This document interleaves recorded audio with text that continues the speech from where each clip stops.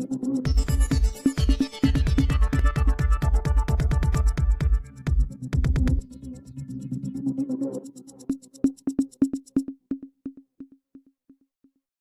વિજયનગર વિસ્તારમાં ગટરનું ગંદુ પાણી ઉભરાતા રોગચાળાની ભીતિ।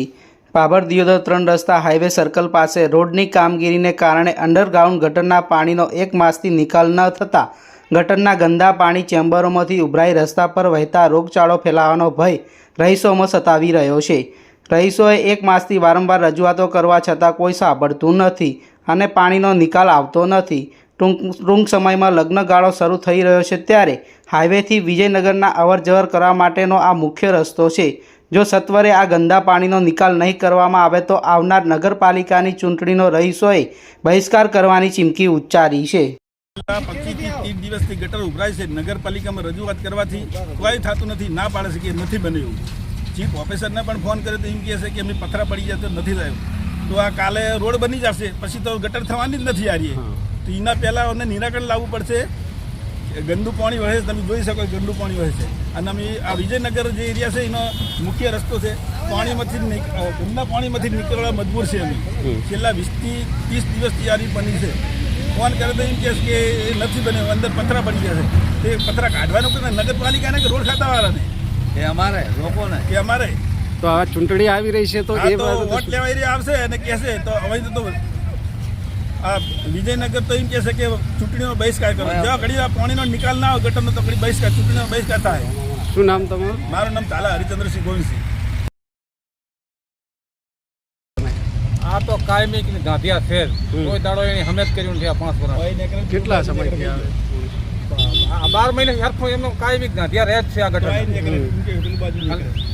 અમે કરવા આવે કે આ તો અમારું કામ નથી, અમે કરવા આવે ને આ તો અમારું કામ નથી, એમ જ કહે છે, બીજું કઈ કહેતા નથી। આવું કોણ કહે છે? કામ કરવા વાળા આવે એ મજૂરો? હા, ગાડીઓ લઈને દોડ્યા આવે છે એમ થા આ તો મારી કે આમ નથી થતો, અમે જતા રહે। તો તમે રજૂઆત તો કરેલી જ હશે ને? હે, રજૂઆત એટલે હોદ નહીં, એક દિન રહી જઈને લખાયું ટીને આયા મોઢે મોઢે, હા, કોઈ પણ કોઈ આપતા નથી। તમારું કોઈ વાપરતા જ? શું નામ તમારું? ફુલાજી।